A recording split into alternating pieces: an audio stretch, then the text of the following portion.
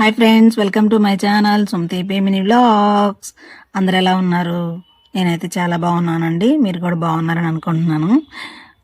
కొత్త సంవత్సరం వచ్చి ఆల్మోస్ట్ 10 days గడిచిపోయింది. కొత్తగా ఏమైనా మీ లైఫ్లో జరిగిందా? ఏమీ జరగదండి.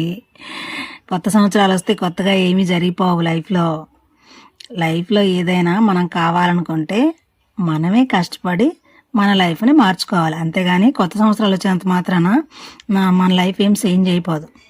అర్థమైందా? కొత్త సంవత్సరం వస్తే లైఫ్ చేంజ్ అవ్వదు, జస్ట్ క్యాలెండర్ మారిద్ది అంతే. మన లైఫ్ అలాగే ఉంటుంది, కాకపోతే మనకు నచ్చినట్టుగా మన లైఫ్ని చేంజ్ చేసుకోవాలి, లీడ్ చేయాలి, అంతే. ఓకే ఫ్రెండ్స్, మా పిల్లల కోసం ఈవినింగ్ టైము బ్రెడ్ ఆమ్లెట్ చేయమన్నారు. సో అందుకని ఇలా ప్రిపేర్ చేస్తున్నాను. నా స్టైల్లో బ్రెడ్ ఆమ్లెట్ ఇలా చేశాను అనమాట.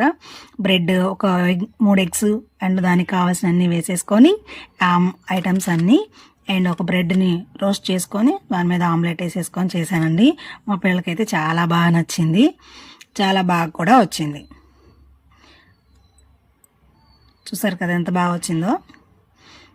ఇలా కట్ చేసి స్లైసులుగా పెట్టడమే పిల్లలకి.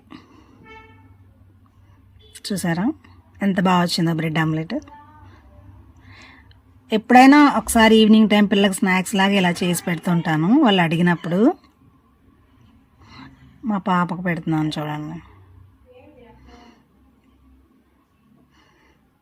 ఇది గ్రీన్ సాస్తో కూడా తినొచ్చు, బాగుంటుంది. ప్రజెంట్ మా ఇంట్లో మామూలుగా స్వీట్ సాస్ ఉంది కాబట్టి అది వేసి పెట్టాను, చాలా నచ్చిందంట.